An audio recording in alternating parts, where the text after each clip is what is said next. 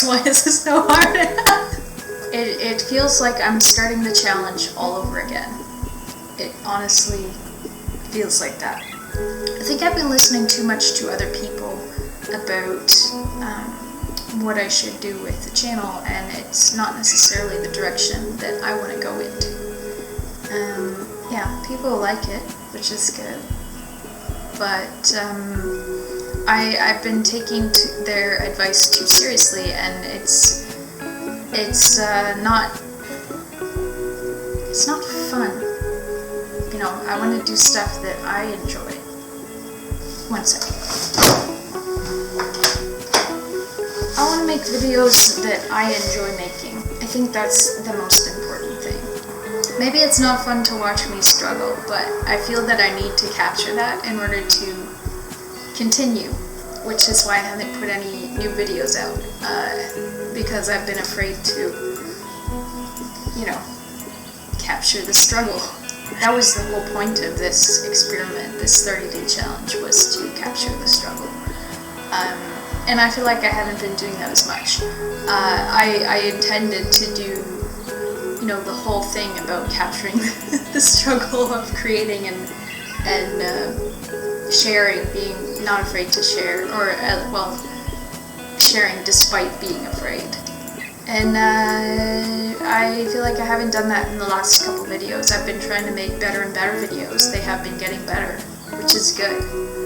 I'm really happy, but I intended to kind of do those after the initial process of, you know, getting getting comfortable with it and just overcoming the fear and being honest and you know, true to what I'm feeling and what I'm going through, and, you know, sharing that with people. And maybe that's not what people want to see. They want to see, you know, a nice polished version of me where, you know, everything is crisp and clean and nicely organized.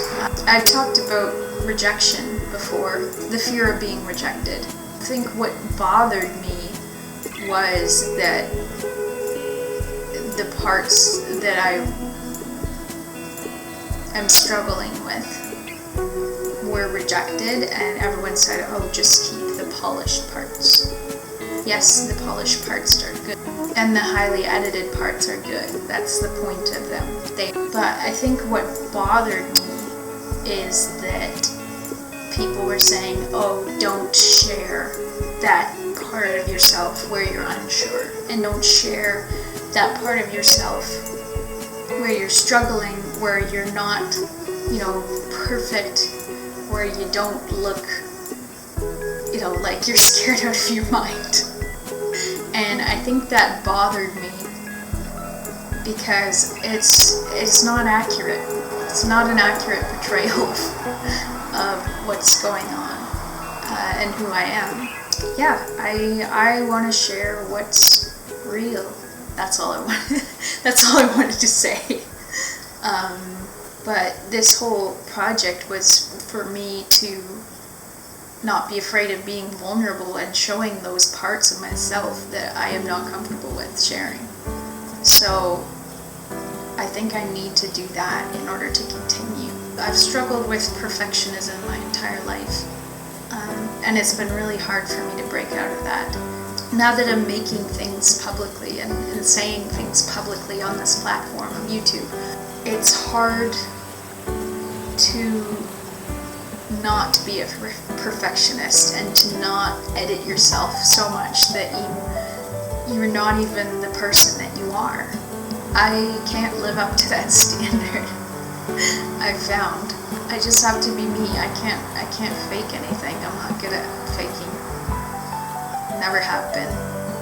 So don't ask me to put a fake version of myself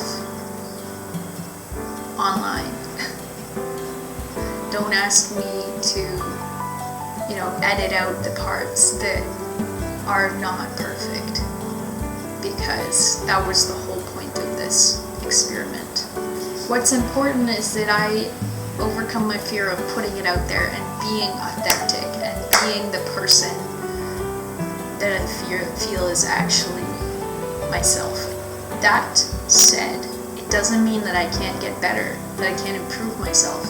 It doesn't mean that I'm not going to take any advice from anyone. Of course I will. I'm not going to let it affect the core of my being and feel that I have to be something that I'm not. I don't know. But just let me do my thing, okay?